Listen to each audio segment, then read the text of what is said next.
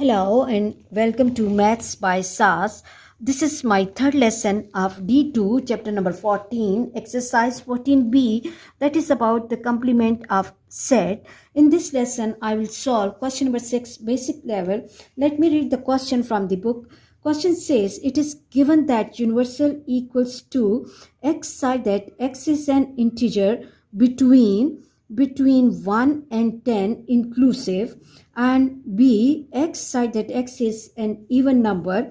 First part says list all the elements of universal and of set b in set notation, and the second part says that draw the Venn diagram to represent this situation, and third part says that from the Venn diagram list all the elements of b complement in set notation, and then finally we have to describe b complement in words. Okay, let's move to the solution of the question, and here it's important to understand the language of the question as well.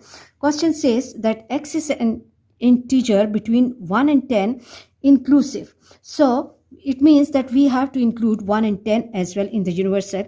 So universal will consist of 1, 2, 3, 4, 5, 6, 7, 8, 9 and 10.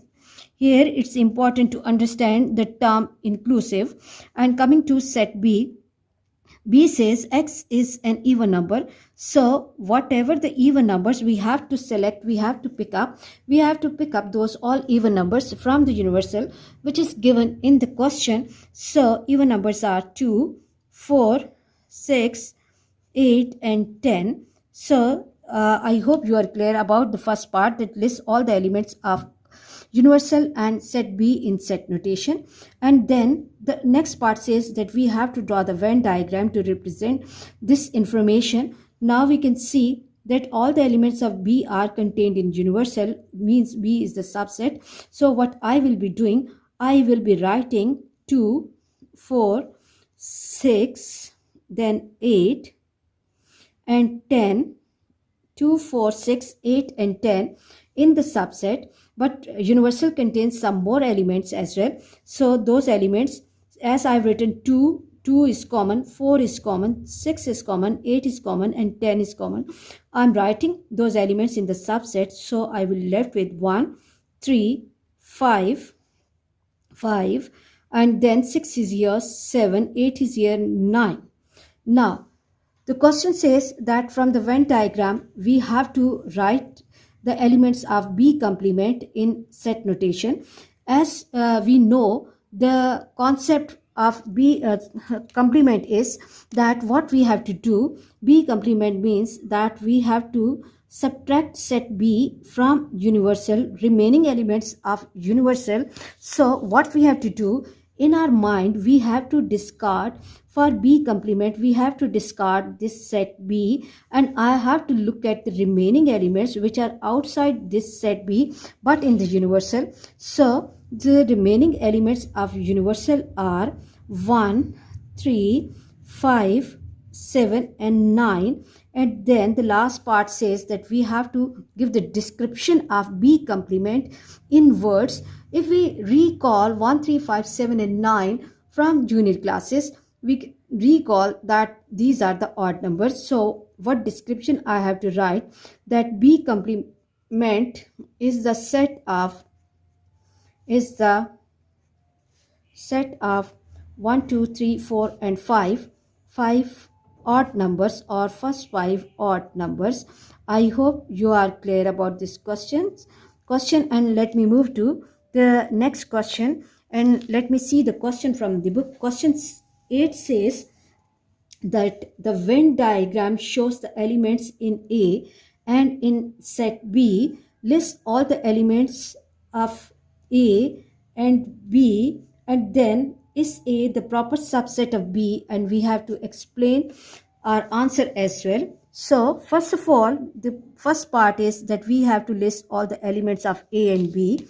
So for that, what we can do is that set A, you can see that set A is coming in set B, or set A is contained in set B. So elements of set A are ST and U, ST and U, and elements of set B. B is the superset, the bigger set of A. So B is containing STU as well. So B will have the elements S, T, U, VW, VW, X, Y, and Z. B is the superset of A, and A is contained in B. The second part says that is A the proper subset of B. So answer for this is yes, because we can see that A is completely contained in B, and A is not equal to B. Yes, A is proper subset of B. I hope subset of B. You are clear about this question. And let me move to question number 9, and let me read the question from the book. Question 9 says, it is given that set A is containing the elements -2, -1, 0, 1, 2, and 3, and B is containing 0, 1, 2, and 3. And first part says that we have to draw the Venn diagram to represent set A and B, and then we have to decide is B the proper subset of A, and we have to explain our answer as well. So what we have to do in order to draw the Venn diagram, first of all we have to see that what type of relationship is there between A and B. If we look at set B is containing 0, which is in set A, then 1 is common here, 2 is common here, and 3 is common here. It means that A contains complete of set B, but in set A we are having some more elements as well. So that means that set B is the subset of set A. So what I will be doing in set B, I will write the elements 0, 1, 2, and 3. And now as B is the subset of A will also contain these elements, and furthermore the elements which are not in B, I will be writing those elements outside the ring of B, and I will left with -1 and -2. I hope you are clear that how we are drawing the Venn diagram. The first part is done. This is the answer for the first part. And the second part says, is B the proper subset of A? So answer for this is yes. B is proper subset of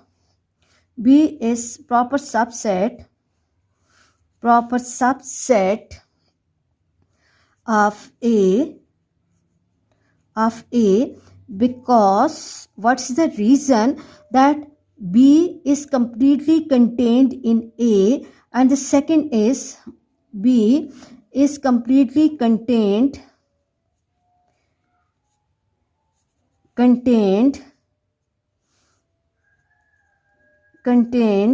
in A, and A and B are not equal. Set A is containing two elements which are different or not same in B. I hope you are clear about this question, and let's move to question number 10, and let me read the question from the book. Question 10 says that X is the integer between 0 and 10.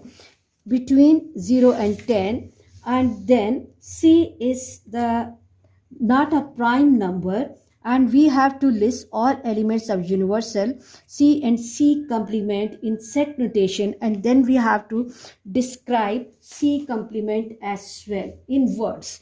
Okay, now let's move to the solution of the question, and it's important to understand the language and meaning of the question. Question says that universal consists of the set of integers which are between 0 and 10. So universal will have the elements 1, 2, 3, 4, 5, 6, 7, 8, and 9, and then C not prime number. So From the given set, the primes are, let me underline prime numbers. 2 is prime, 3 is prime, 5 is prime, and 7 is prime. So I have to pick up non-prime numbers. So the numbers which are not prime, so 1, 4, and 6, and then 8 and 9.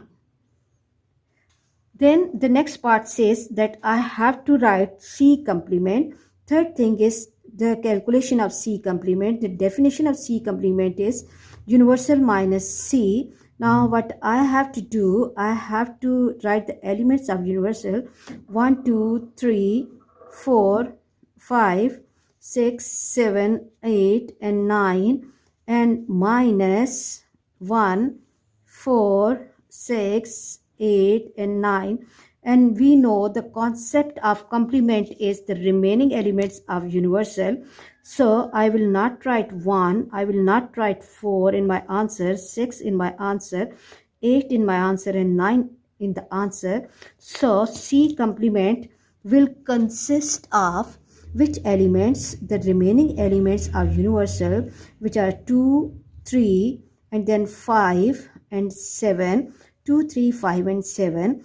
I hope you are clear that how we are calculating the complement, and if you find any difficulty about the calculation and concept of complement, I'll give the lesson in the description box. You have to watch that lesson because it's really important to have the connection between the concepts.